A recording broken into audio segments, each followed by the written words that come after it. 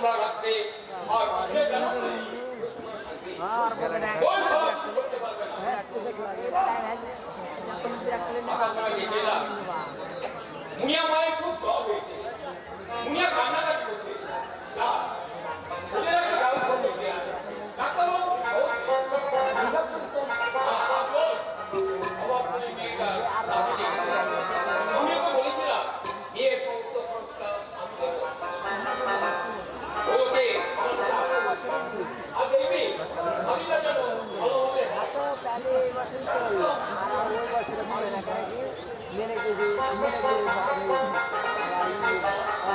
তুমি কে যাস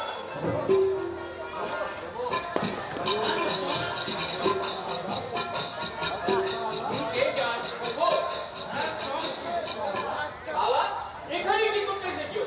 সৃষ্টি করিয়ে ওটা গোবর মাখিয়ে দিতে কই না তো আমি বচিনি তো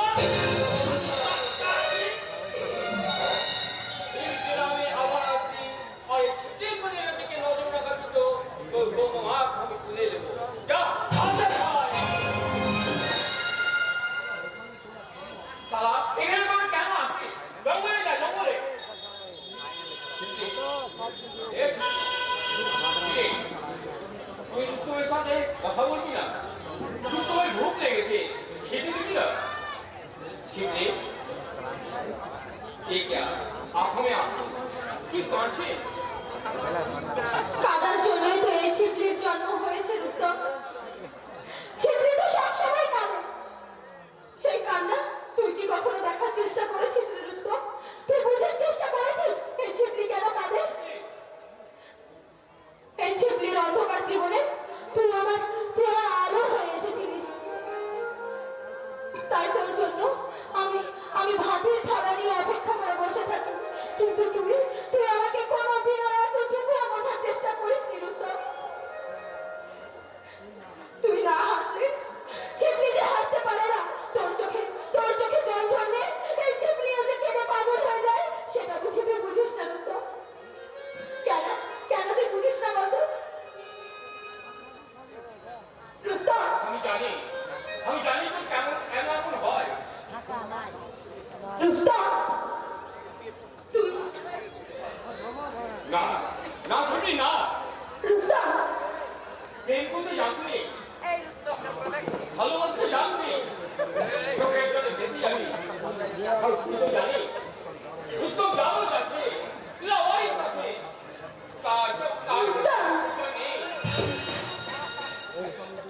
রুস্তম এই দুনিয়া এই অন্ধকার সে একা এসেছে তাকে একাই রেখেছে তাকে একাই রেখেছে রুস্তম আমি যে তোকে ভালোবাসি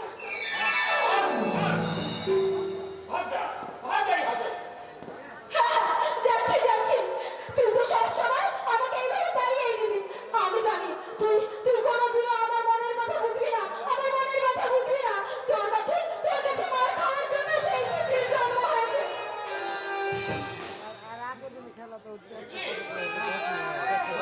না আমাকে তুই আর কোনোদিনও ছিপলি বলে ডাকবি না কোনোদিনও না কারণ আমি তোর কেউ নয়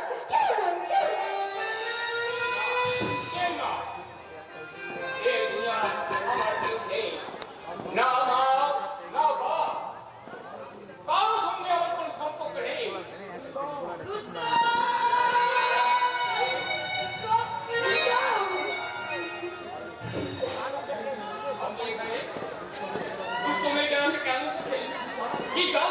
তোকে চাই বাবা আমি তোকে চাই হ্যাঁ বাবা হ্যাঁ ওরে তুই যে আমার বুকের পাঁজর তুই যে আমার নারী ছিল তোর বাবা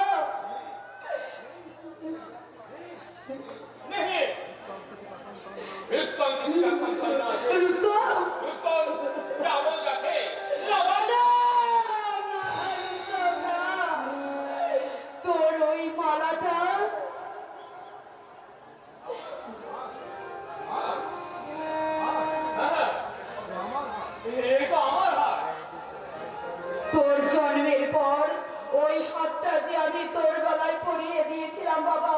আমি নিজের হাতে তোর জন্মের পর ওই আব্দুল্লাহর হাতে তোকে আমি তুলে দিয়েছিলাম। আব্দুল চাচা, তাহলে তুমি সেই আব্দুল চাচার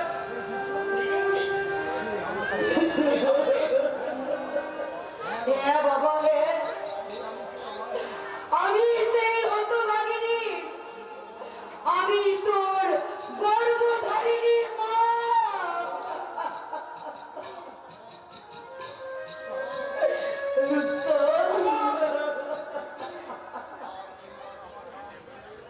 হয়তো এবার